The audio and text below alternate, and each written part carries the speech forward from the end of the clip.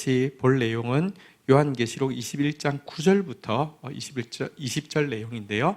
자, 우리 먼저 9절 읽고 시작하도록 하겠습니다. 9절 읽도록 하겠습니다. 시작. 일곱 대접을 가지고 마지막 일곱 재앙을 담은 일곱 천사 중 하나가 나와서 내게 말하여 이르되 이리 오라. 내가 신부 곧 어린 양의 아내를 내게 보이리라 하고. 우리 오늘 본문에서 이제 새 하늘과 새 땅이 이루어지는 것에 대해서 선포하고 있었고요. 또 이제 하나님께서 또 친히 우리의 하나님이 되고 우리의 아버지가 되어 주신다는 약속을 보았습니다. 이 약속을 받을 주인공인 이제 어린 양의 아내, 어린 양의 신부를 소개하고 있는데요. 근데 9절에 보니까 누가 어린 양의 아내를 이 사도 요한에게 보여준다고 이야기하냐고 하면 일곱 대접을 가지고 마지막 일곱 재앙을 담은 일곱 천사 중에 한 천사가 소개한다, 이렇게 이야기하고 있습니다. 지금 우리가 이제 이제 네 번째 환상을 보고 있지만 두 번째 환상에 보면 일곱 인, 일곱 나팔, 일곱 대접의 재앙이 있었지 않습니까? 그 중에서 일곱 일곱 나팔은 약간 다른 관점에서 이렇게 자연을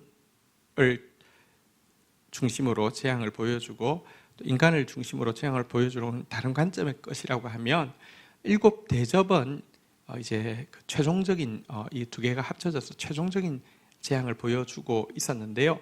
어쨌든 최후 재앙을 시행한 그 천사가 어린 양의 아내를 보여준다. 이것은 중요한 의미를 가지고 있습니다.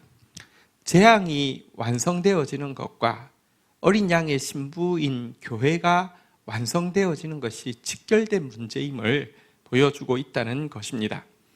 교회는 환난을 통해서 순결한 신부로 완성되어진다. 이것이 성경의 가르침입니다. 우리 요한계시록 7장에도 보면 이런 내용이 있었습니다. 7장 13절, 14절 한번 볼까요? 제가 읽겠습니다. 장로 중 하나가 응답하여 나에게 이르되 이 흰옷 입은 자들이 누구며 또 어디서 왔느냐? 14절 읽도록 하겠습니다. 시작.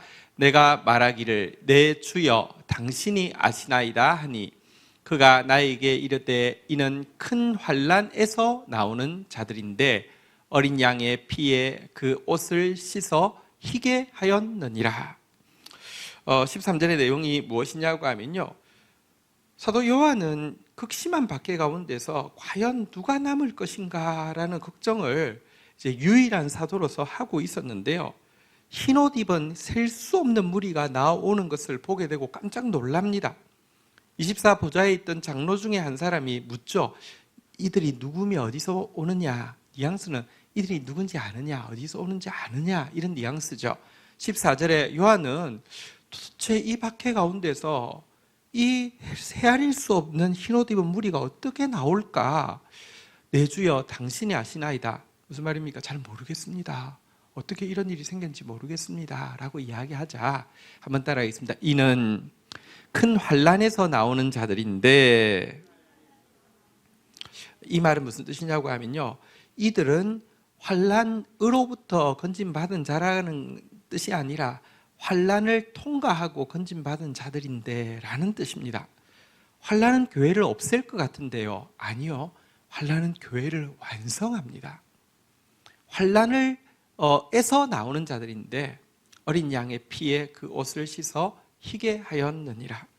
어쨌든 여러분, 일곱 대접, 일곱 재앙이 다 마치고 나서 이 환난을 통하여서 어린 양의 피로 그 옷을 씻은 흰옷 입은 셀 수 없는 하나님의 교회가 완성된다, 이렇게 이야기하고 있습니다.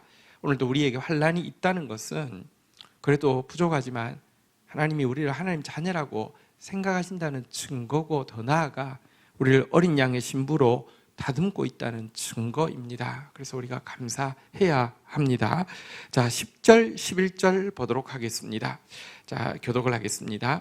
성령으로 나를 데리고 크고 높은 산으로 올라가 하나님께로부터 하늘에서 내려오는 거룩한 성 예루살렘을 보이니 11절 같이 한번 읽도록 하겠습니다. 시작.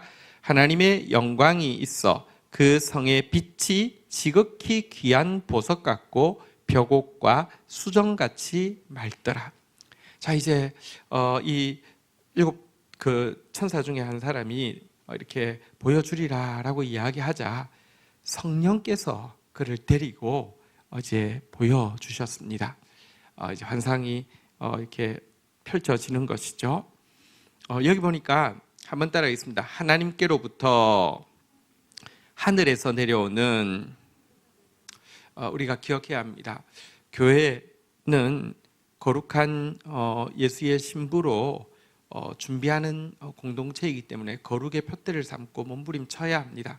거룩을 위해서 애써야 합니다. 그러나 꼭 기억해야 될 것은 우리가 거룩을 위해서 몸부림치는 표대는 놓지 않아야 되지만 우리의 노력으로 거룩이 완성된다고 착각해서는 안 됩니다. 거룩은 예를 들어 교회가 땅에서부터 거룩을 취하였다고 하면 어떻게 이 어린 양의 신부가 나타나겠습니까? 땅으로부터 성도들에 의해서 올라오는 거룩한 성 예루살렘, 이렇게 돼야 되겠죠? 그렇지 않습니다. 성경에 보면 예를 들어 야곱 같은 일을 한번 생각해 보십시다. 야곱이 에서보다 도덕적으로 성품적으로 더 워낙 괜찮습니까? 전혀 그렇지 않습니다. 성격도 차라리 에서가요 탁 욱하는 게 있어서 그렇지 그냥 욱하고 나서는 뒤끝이 없는데요. 야곱 얼마나 뒤끝이 있습니까? 문제 많습니다. 그런데 하나님께서 야곱을 택하신 이유는요, 야곱은 이 거룩, 하나님을 닮아가는 표대를 놓지 않았다는 것입니다. 험악한 나그네 세월 130년 동안 끊임없이 하나님의 다루심 앞에서 끊임없이 깨어지고 끊임없이 범죄하지만 끊임없이 이 과정을 포기하지 않았다는 것입니다. 거룩의 표대를 놓지 않았기 때문에 하나님께서 야곱을 믿음의 조상으로 삼아 주신 것이죠. 그렇지만 거룩의 표대를 놓지 않았다고 해서 그의 모습이 정말 이제는 흠도 없고 완벽하고, 이 정도면 우리의 표대로 삼기에 조금도 부족하지 않아, 야곱만큼만 됐으면 좋겠어, 그렇지 않잖아요. 그죠? 우리가 거룩을 위해서 우리 인생 맞는 순간까지 끝까지 야곱처럼 포기하지 않고 몸부림쳐야 합니다. 그러나 겨우 거룩이 완성되어지는 것은요, 다시 한번 따라하겠습니다. 하나님께로부터 하늘에서 내려오는, 여러분, 이 완성은 하나님께로부터 내려오는 것이죠. 자, 그런데 이제 그 예루살렘, 새 예루살렘 성, 교회의 영광을 보는데 첫인상 11절에 보니까, 여러분은 사람을 볼 때 제일 처음에 뭘 봅니까? 지금 이 성을 보는데 물건을 볼 때는 여러분은 제일 처음에 뭘 봅니까? 물건을 볼 때 뭐가 제일 먼저 보이죠? 차를 볼 때 예를 들면 색깔이 먼저 보일 수도 있고 형태가 먼저 보일 수도 있고요. 이렇게 어쨌든 먼저 보이는 게 있잖아요. 그죠?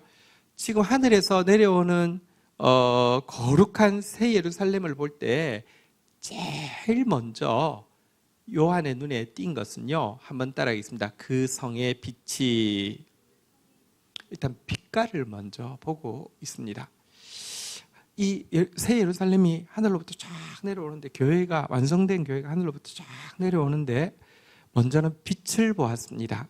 이 빛에 대해서 무엇이라고 묘사하고 있냐고 하면요, 지극히 귀한 보석과 같다라고 이야기했는데요. 지극히 귀한 보석으로 한번 따라하겠습니다. 벽옥과 수정같이 맑더라. 여기 벽옥이라는 단어가 나오는데요. 이 고대에는 가장 귀한 보석의 대명사로 벽옥을 사용했던 것 같습니다. 그래서 이 성을, 이 새 예루살렘 성의 빛깔이 벽옥과 같다, 이렇게 묘사를 하고 있는데요. 근데 이 벽옥과 같다라는 묘사는 우리가 앞부분에 보면 하나님을, 보좌에 앉으신 하나님을 보았을 때에 요한이 이렇게 묘사하고 있습니다. 요한계시록 4장 3절에 보면 한번 볼까요? 요한계시록 4장 3절 보도록 하겠습니다. 읽겠습니다. 시작. 앉으신 이의 모양이 벽옥과 홍보석 같고 또 무지개가 있어 보좌에 둘렀는데 그 모양이 녹보석 같더라. 하나님의 모습을 이게 모습이라기보다는 어쨌든 빛깔이겠죠. 벽옥과 홍보석 같다 이렇게 묘사를 하고 있습니다.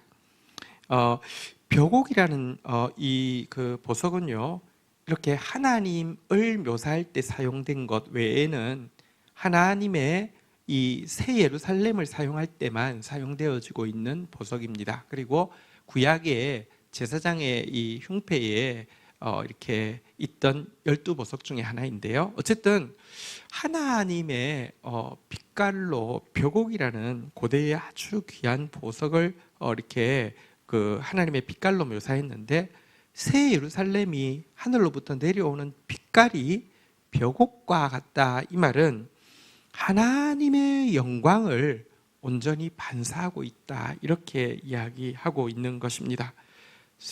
교회, 완성된 교회의 빛깔은 하나님의 빛과 흡사함을, 하나님의 빛을 반사하여서 하나님의 빛과 동일함을 보여주고 있습니다. 그날에 우리가 참 하나님의 빛과 같은 모습으로 빛나게 될 것이다. 이런 약속이죠. 자, 이어서 이제 빛깔을 보고 나서는 이제 구석구석 이제 디테일을 이제 보기 시작하는데요. 새 예루살렘이 탁 내려오면 새 예루살렘 성이잖아요. 성이 내려오면 제일 먼저 뭐가 보이겠어요? 성문부터 보이겠죠, 그죠? 성문. 그다음에 성문을 이렇게 둘러싸고 있는 게 이제 성인데, 이 이제 성에 바깥에 보면 우리가 성을 보면 이렇게 쭉 가다가 이렇게 튀어나오고 쭉 가다가 튀어나오잖아요, 그죠? 이런 걸 성곽이라고 하는데요. 어쨌든 성문과 성곽이 딱 성에 딱 들어가기 전에 제일 먼저 보이겠죠. 자, 이제 빛깔을 보고 나서 조금 더 가서 성문과 성곽에 대해서 묘사하기 시작합니다. 12절, 13절 먼저 성문 한번 볼까요? 크고 높은 성곽이 있고 12문이 있는데 문에 12천사가 있고 그 문들 위에 이름을 썼으니 이스라엘 자손 12지파의 이름이라. 우리 13절 읽도록 하겠습니다. 시작. 동쪽에 세 문, 북쪽에 세 문, 남쪽에 세 문, 서쪽에 세 문이니. 자, 먼저 성곽 보고 성문을 봤는데, 성문은 12개가 있었는데 이 12개는 12지파의 이름이 쓰여져 있었다라고 이야기하고, 동서남북으로 각각 3개의 문이 있더라, 이렇게 지금 이야기를 하고 있습니다. 자, 새 예루살렘 문이 몇 개라고요? 12개. 그리고 문의 이름은 뭐로 돼 있다고요? 12지파의 이름, 이렇게 되어 있네요. 자, 이제 성곽을 좀 보도록 하겠습니다. 자, 우리 성곽 14절 읽도록 하겠습니다. 읽겠습니다. 시작. 그 성의 성곽에는 12기초석이 있고 그 위에는 어린 양의 12사도의 12이름이 있더라. 자, 성문도 있지만 성을 둘러서 이렇게 이제 그 외부의 공격을 막기 위해서 보통 이제 안쪽은 성이 보통 이렇게 라운드로 돼 있다고 하면 바깥쪽은 이렇게 약간씩 그 돌출 부위가 있잖아요. 이 부위를 보통 성곽이라고 하고요. 그래서 근데 뭐 성곽을 성 전체를 이야기할 수도 있고, 어쨌든 그러니까 보통 안을 성, 밖에 돌출 부를 성곽이라고 하는데요. 이제 성곽을 보았더니 12기초석이 있더라. 그러니까 성곽 밑에는 성곽이 12개가 있었겠죠. 성곽 밑에는 12기초석이 있었는데요. 그 기초석의 이름은 무엇의 이름이라고요? 12사도의 이름이더라. 자, 성문의 이름은 무슨 이름이라고요? 12지파. 이 성곽의 기초석의 이름은요, 12사도. 근데 이것은 앞에서 계속 설명해 온 바이죠. 12지파는 구약의 참된 교회를, 그리고 12사도는 신약의 참된 교회를 이야기하는 것이죠. 만약에 이게 진짜 12사도라고 하면 사도 요한 이름은 어디 있어야 됩니까? 지금 사도 요한은 구경하고 있는데 지금 내 자리에 누가 들어간 겁니까? 그 말이 아니라 완전수 12의 구약의 참된 교회, 신약의 참된 교회가, 다시 말하면 신구약의 예수 그리스도를 바라보는 참된 교회가 온전케 이 천국을 구성하게 된다, 이런 의미고 지금까지 계속 성경에서 이야기해 온 바입니다. 자, 이제 먼저 빛깔을 보았고요. 문과 성곽에 쓰여진 이름을 보았습니다. 그 다음에는 무엇에 관심이 있을까요? 15절 한번 보도록 하겠습니다. 같이 읽도록 하겠습니다. 읽겠습니다. 시작. 내게 말하는 자가 그 성과 그 문들과 그 성곽을 측량하려고 금 갈대 자를 가졌더라. 자, 그 다음에 관심사는 사이즈입니다. 이 성이 얼마나 큰가? 우리도 보통 해외여행을 가면, 어떤 도시에 가면 여기 차로 이 끝에서 이 끝까지 가려고 하면 한 몇 분 걸려요. 보통 이제 그 관광지에 처음 도착해서 택시를 이제 부르잖아요. 택시를 부르면 택시 기사하고 이제 대화를 하잖아요, 그죠? 대화를 할 때 보통 묻는 게 그런 것이죠. 여기 보통 이제 관광을 하려고 하면 이제 주로 택시를 타고 다녀야 되니까 여기서 이 끝에서 이 끝까지 가는데 얼마나 걸려요? 그렇게 묻잖아요, 그죠? 이 사도 요한도 관심사이겠죠.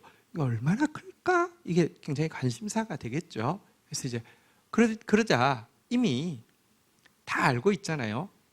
그러니까 그 천사가 이미 금 갈대자, 그러니까 갈대라고 하니까 뭐 갈대 이런 게 아니라, 그러니까 이게 우리가 그 자가 이렇게 일자로 쫙 돼 있는 것처럼 이런 금자를 이미 가지고 있었는데요. 자, 뭘 측정할 것입니까? 한번 따라하겠습니다. 문들, 성곽, 어쨌든 그러니까 이 전체를 다 측량하려고 한다, 이렇게 되어 있습니다.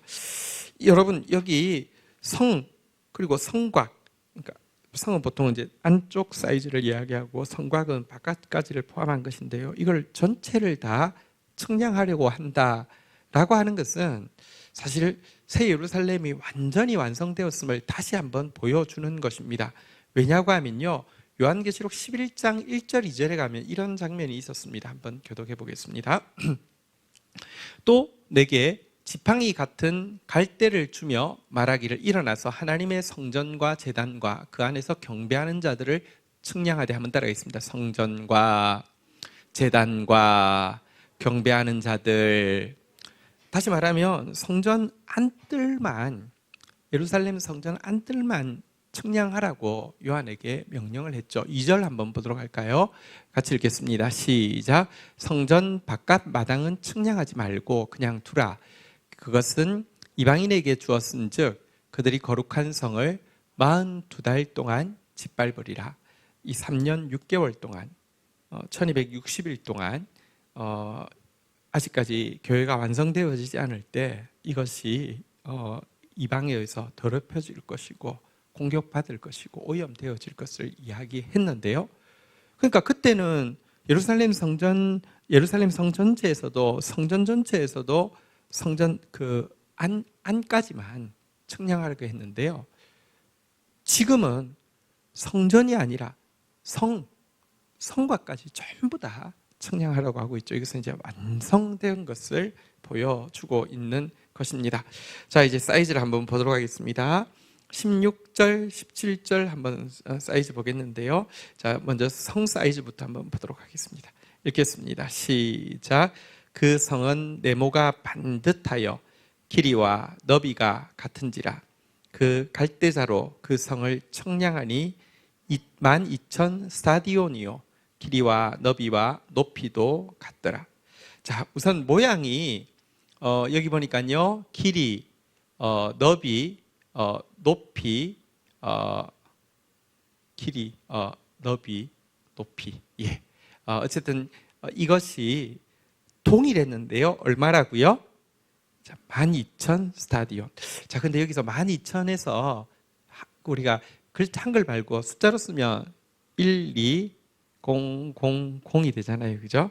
1, 2는 계속 본 거죠. 앞에서 보니까 문이 몇 개, 예, 그리고 성곽 기초석이 몇 개, 예, 다 완전수인데요.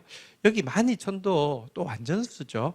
12에다가 곱하기 1000, 1000이라는 것은 천천만만할 때 1000이죠. 144,000도 기억나시죠? 12 곱하기 12 곱하기 1000, 그래서 144,000에서 신구약에 참으로 구원받은 모든 성도, 이런 뜻인데요. 이 성도 청량을 했더니 12,000 스타디온이 나왔습니다. 우선은 이제 완전하다는 뜻을 가지고 있고요. 근데 12,000 스타디온이 얼마냐고 하면요, 2,400km인데요. 길이가 2,400km. 자, 2,400이면 우리나라가 부산까지 가면 450km. 저기 평양 지나서 저기 신의주 쪽까지 가면 우리가 삼천리 반도 금수강산이라고 하는데 1,000km 정도, 1,000km 조금 넘으려나요? 근데요, 2,400km면은 어쨌든 저기 엄청 크죠, 그렇죠? 얼마나 큰지 아시겠죠? 이 성이 어쨌든, 근데 이게 또 완전히 정방형이잖아요. 정육면체이잖아요. 높이도 그렇게 높고, 길이도 그렇게 높고, 넓이도 그렇게 높고, 이렇게 돼 있는데요. 어쨌든 하나님 나라가 이 새 예루살렘이 굉장히 크다는 걸 보여주면서, 특별히 이게 길이, 너비, 높이가 같다는 것은, 여러분 우리 이 성막이 보면 지성소 사이즈가 길이, 너비, 높이가 똑같습니다. 그러니까 이것은 이 교회 전체가 지성소와 다름이 없이 된다, 이런 의미를 가지고 있습니다. 지성소, 지극히 거룩한 곳. 그래서 과거에는 제사장이 단 1년에 한 차례밖에 들어가지 못하던 곳, 하나님의 언약궤가 보관되어 있던 바로 그곳의 모양이 새 예루살렘의 이 길이, 너비, 높이다, 이렇게 이야기를 하고 있습니다. 17절에 보니까요, 성곽이 나오네요. 성은 보통 안까지를 이야기하고, 성곽은 거기서부터 바깥, 이제 여기 있는 데까지, 다시 말하면 방어하기 위해서 이제 있는 이 성 바깥 외벽까지의 길이를 이야기하는데요. 한번 따라, 이게 몇 규빗이라고요? 한번 따라하겠습니다. 144규빗. 여러분, 144도 숫자로 한번 바꿔보니까요, 144잖아요. 이거 어디서 많이 본 거 아닙니까? 14만 4천 할 때 그 144에다가 공공이 붙었던 거잖아요, 그죠? 어쨌든 이 144라는 것은 12 곱하기 12인데요. 이것 역시 이제 완전수, 하나님의 백성의 완전한 수다, 이런 의미입니다. 물론 이것을 규빗이니까 곱하기 하면 한 65m 정도 됩니다. 그러니까 성의 폭이 65m인데요. 65m가 얼마 정도 될까요? 우리 저 끝에서 저 끝까지가 얼마 정도 나올까요? 혹시 우리 누구 감이 있는 권 집사님, 우리 이 끝, 저기 우리 벽 끝에서 저 끝까지가 50m. 예, 그러면 65m면 이보다 더 넓다, 그죠? 와, 그럼 몇 차선일까요? 이게 한 65m면 한 몇 차선 나올까요? 한 5차선 나올라나? 어쨌든 그러니까 뭐랄까요?